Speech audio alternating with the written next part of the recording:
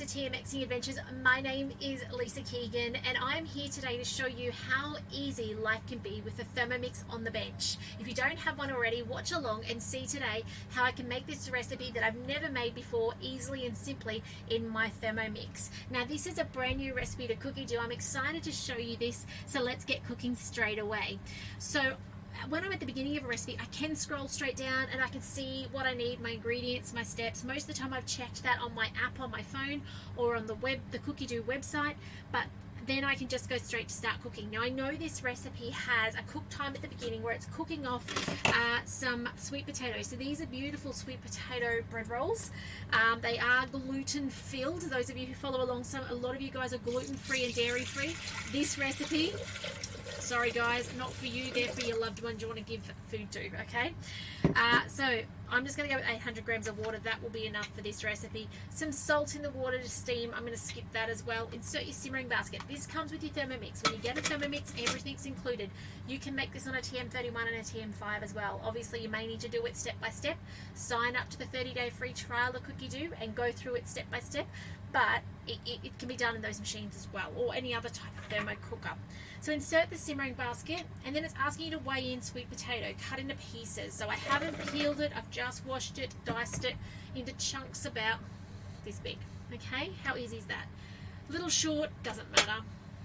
Now we put the lid on, and we've got a cook time. So it is going to now steam our sweet potato for half an hour, 100 degrees, speed 2. So I will come back in half an hour and I'll show you our next steps. Now if you're using these videos to cook along, which I know a lot of you guys do, this is your time to get out your next ingredients. So use your little dots on the top of the screen to go to your recipe details, scroll down, and you will see you'll need to get out some milk, so some brown sugar. I'll just be using my monk fruit sweetener, some yeast, some butter, an egg, and some plain flour. Now it does say plain flour, you can use just plain flour. I will be using a bread plain flour, and then icing sugar, which I won't be using. That's just sprinkled over at the top to make it look really pretty at the end.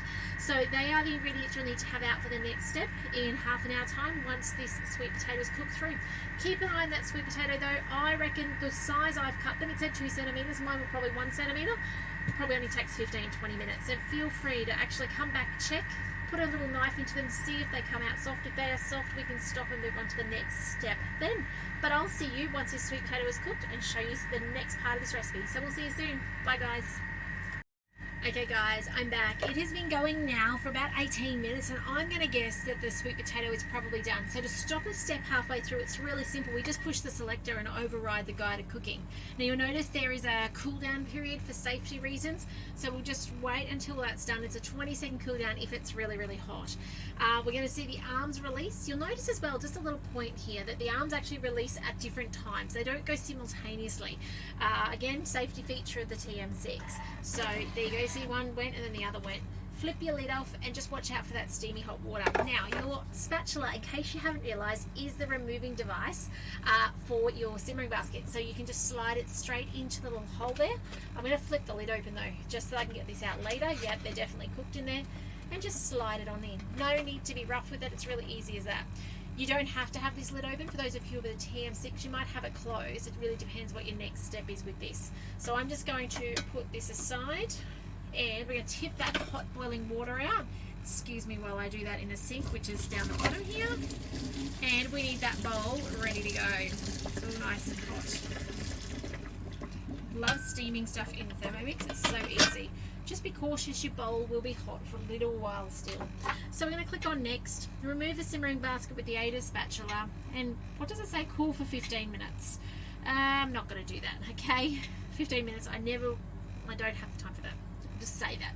Discard the steaming water. Okay, next is 120 grams of milk. I do think you could put a dairy-free milk into this. It won't brown up as much as you would ordinarily have it brown. However, it's got butter in it later. So I do wonder if you could, again, swap the butter for coconut oil, but I've already got gluten in there, and it's going to have sugar, and it's going to have dairy. I've got the trifecta. I might as well just embrace it today. So once off, we can do once off here. We're not celiac, so a little bit occasionally is okay. Daily, not a fantastic idea in our house, and it makes for very unhappy children. So Here we go, nearly done. 15 grams of sugar. It says brown sugar. I probably actually didn't mean to put 15 grams in. I probably would have just put a teaspoon, but got carried away and distracted. Okay, some yeast. So this is your 2 teaspoons of active yeast. Now you might have the big red cylinder that is kept in your fridge or freezer. Obviously traveling on the road, I'm just buying the sachets at the moment, but definitely more economical to have your big tub of yeast. On with the measuring cup, and normally that would actually heat it to 45 degrees. Because my bowl is actually already quite piping warm still, like that, the bowl is really quite hot to touch. I don't need to do that activation step. I'm actually going to skip it through. Now it tells me to add my cooked sweet potato, which is just here. I'll just tip that straight in. The risk of doing it without the cooling, I'll just share with you what's going on in my head at this point in time. The risk is that that's too hot and it's going to kill the yeast. We'll give it a go. I think it'll be alright. 50 grams of unsalted butter diced. I've just dropped it on the table here. Let's bring up those scales. Diced, I'll just chop it through the middle. 50 grams. Wow, that's spot on. Don't do that very often, do I? 1 medium egg. I've pre-cracked that, ready to go in. Remember, this front on your bowl is perfect for cracking your eggs. And then on with the lid. Now this is going to just combine for 15 seconds on speed 3. Now how good is guided cooking that you just spin it and it tells you what to do. A couple of other things left to do once this time is up. But mind you, if you're cooking at home, put your things away now, okay? Put away your milk, clean up from your egg, all that sort of stuff. That's what this 15 seconds gives you time to do in the kitchen when you've got a Thermomix, is you just don't have to spend as long in the kitchen. Alright, plain flour, and it says, 420 grams of plain flour. I actually do have today the bread flour. I reckon you could use plain flour, or you could use a combo of them. And I do wonder, GF people, I'm not going to experiment today.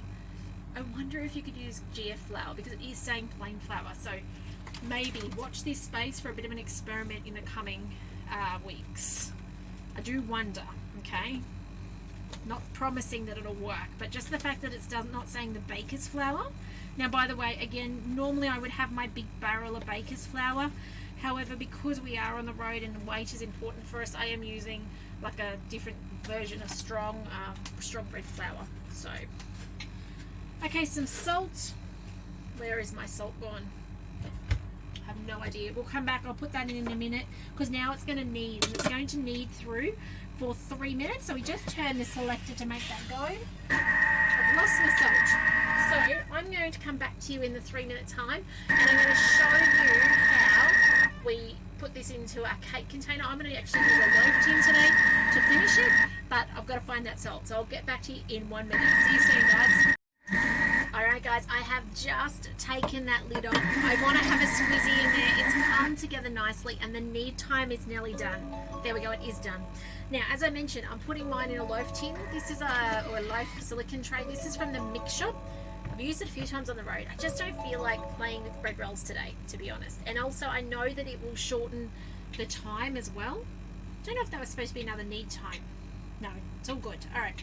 So what we're going to do now is, it says to actually transfer it to a bowl and cover until it improves in size for approximately 50 minutes, and then it says to shape into bread rolls.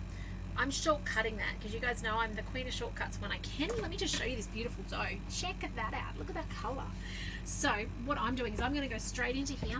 I'm going to cover it. I'm going to let it proof for that 20 minutes, and then I'm going to put it in a cold oven.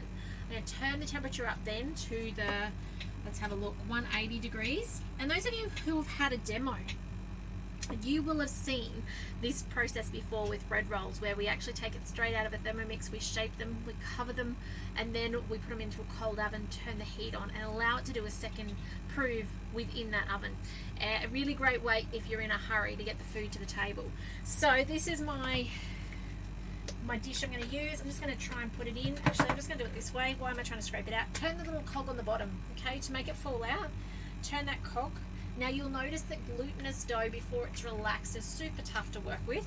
It is that little bit tougher because the gluten hasn't relaxed, okay? So it needs to relax. Here it comes.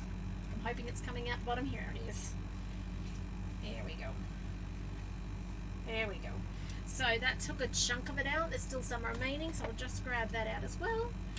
And just, this looks absolutely amazing. The colour, that sweet potato colour in it is just beautiful. Now let me just show you some tips for getting the rest of this dough out. This is really sticky dough. It really, really, really is. So I'll just show you. Let me just show you a tip. Let's go back to our home screen. I'm going to put the lid on, measuring cup in place, and we're just going to spin it up to speed 10 for a second or two. So up it goes. And you can hear it shot it all out to the outside. That's what we wanted. Do that with your dough, and even do it with your cake batters and stuff, and you'll see that it just gives you another another muffin out of your cake batter and things like that. See how it all shot out to this outside?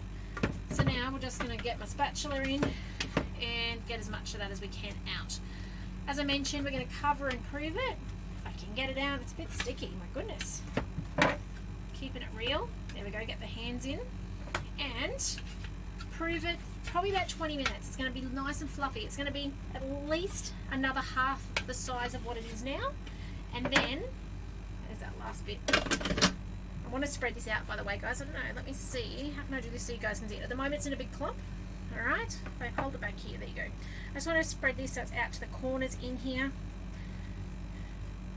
Now, you can put a dusting of egg on top and things like that to make it a bit glossy. I'm not going to worry, but I'm going to look for mine to reach the top of this container before I put it in that cold oven with 180 degrees on top. So that's it from me today. I hope you give this recipe a go. You will have seen the final product as the thumbnail in this recipe, and I'll put it again at the end, but give this recipe a go. If you don't feel like making bread rolls, a loaf of bread is beautiful as well. So take care, and I hope you feel inspired by this recipe. I shall see you next time. Bye for now.